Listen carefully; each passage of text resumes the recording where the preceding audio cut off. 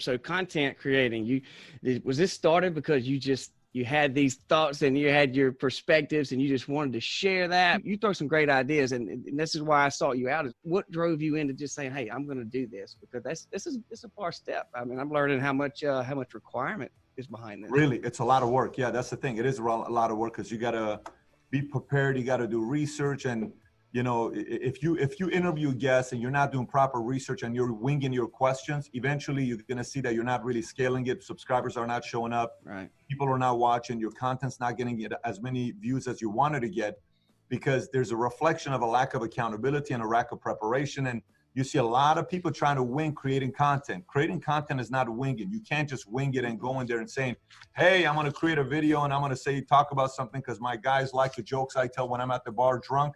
It's a complete different philosophy than you actually wanting to run a real, you know, content type of a deal. Even if you look at Rogan, who, you know, pro marijuana, he's, you know, talks about certain things with LDS or whatever else he talks about.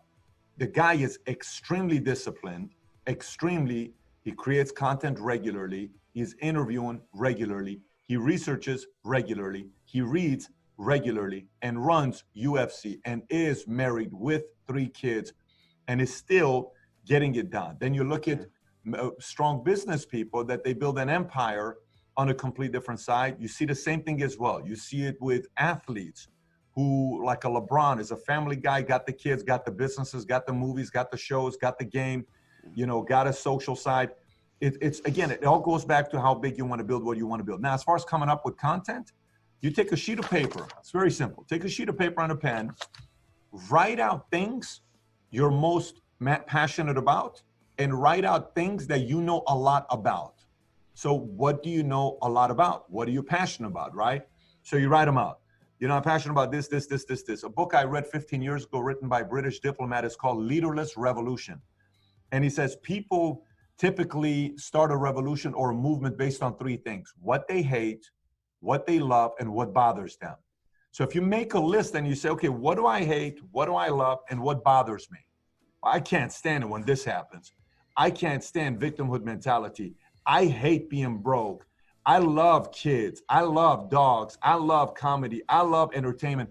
Whatever it is, when you write those things out, then you look at them and say, okay, I just learned a lot about myself. It's pretty interesting. What do you know a lot about? I know a lot about money. I know a lot about investments. I know a lot about working out. I know a lot about health. I know a lot about the baseball. I know a lot about Lakers. I know a lot about Walt Disney.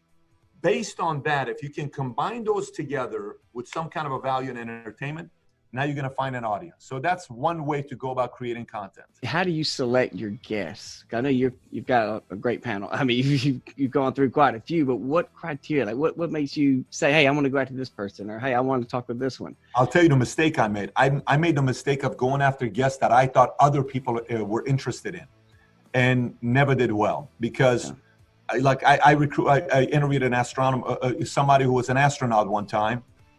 35 minutes. You know why? I had no interest, and it was felt, and the audience felt it. I have no interest in astronauts, 0. Other people do. I have this much interest. My oldest son has more interest in astronauts than I do. I could care less about astronauts and what they do as a career. So if I interview something I have no interest for, I will ruin the interview. Now, say you love astronauts. Your entire life, you read all the books, everything.